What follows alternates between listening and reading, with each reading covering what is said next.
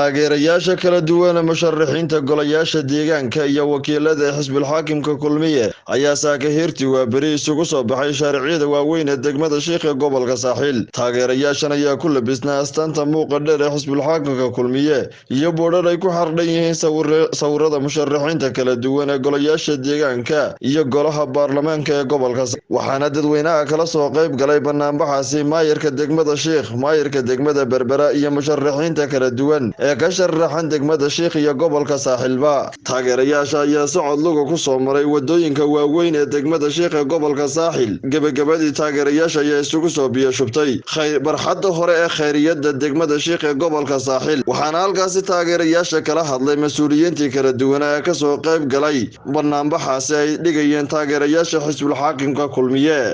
waxaan idinka codsanayaa sida aad noogu soo baxdeen ugu iibaysaan insha Allah annaguna degmada waan u adeegi doonaa ballanteenu waa sida waqtiga oo gaaban hadalka waan soo koobayaa waxaanu kaga soconaa musharaxiintii hore ee degmada Sheekh laba nin oo kaliya waxaanu doonaynaa wixii halka yaalay inaanu ka sii anba qaadno waxaan doonayaa si gaar ah inaad xodka ii siisaan war haddaad dadka ficilka laad u hiilisaanna raashiqow waxaad gaadhi doontaan waxaad doonaysaan baad hiigsan doontaan laakiin haddii aad meesha keentaan dad aad idin cutumi doonin ciilka iyo calaalka calooshiina ka dhaxooyaya ayuunbaad ku jiri doontaan.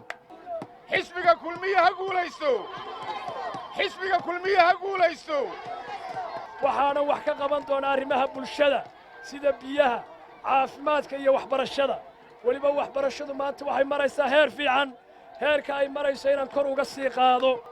aad baan u mahadnaqayaa dhammaan shacabka degmada Sheekh ee isku soo baxay madashan madabaaldeggan bilicsan ee quruxda badan leh way mahadsan yihiin.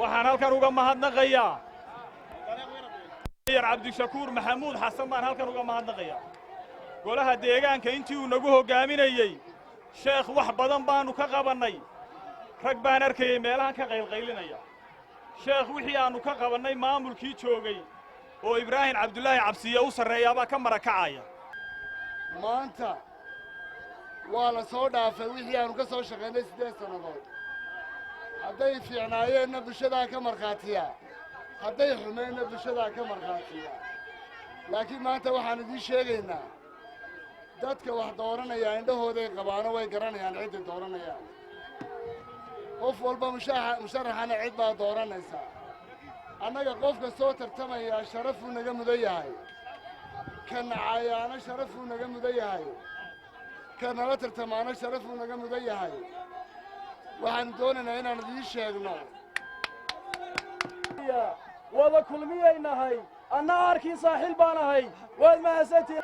waxaan codka ku doonayaa halgankii aan ummadda u soo galay iyo maanta oo aan mar labaad halgankii qalinka ahaa ku galayay insha Allah anigoo ilaalinta sharciga doonaya inaan wax weyn ka qabto. waxaan idin farayaa dhammaantiin inaad codaysaan oo qof aan codayna aanu jirin degmada Berbera dhammaan musharaxiinta xisbiga kulmiye inaad u codaysaan. Sheekh waxa weeye waa maskaxdii Soomaaliland waa hoygii waxbarashada weeye xisbiga kulmiyana aad iyo aad buu ugu dadaalay. haddii ilaahay ka dhigo anigu waxaan ballan qaadayaa inaan halkaa ay Sheekh maanta taagan tahay inaan hore uga sii mariyo. runtii ama Saaxil waxaa xulateen raggii matali lahaa xisbiga kulmiye ee dalka horumar gaarsiin lahaa. waa Maxamed Cali Axmed Maxamed Kaabe, telefishinka caalamiga ee Ariel magaalada Sheekh.